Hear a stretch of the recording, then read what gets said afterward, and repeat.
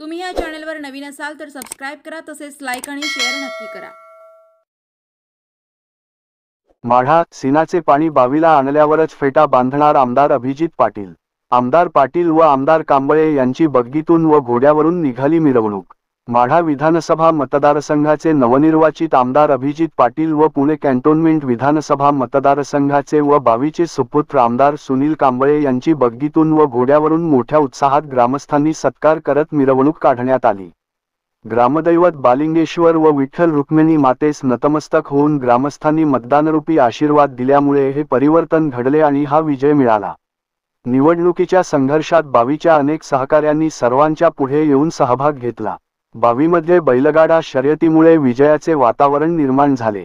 बावीकरांच्या सत्काराने मला 10 हत्तीचे बळ मिळाले।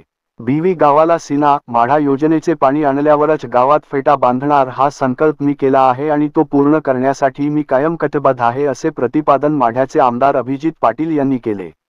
पुणे कॅन्टोन्मेंट विधानसभा मतदारसंघाचे व बावीचे सुपुत्र आमदार सुनील कांबळे व माढा विधानसभा मतदारसंघाचे लोकप्रिय आमदार अभिजित पाटील यांची बग्गीतून मिरवणूक काढण्यात आली। ग्रामस्थांनी जेसीबी द्वारे फुलाची उधळण करत नागरी सत्कार केला।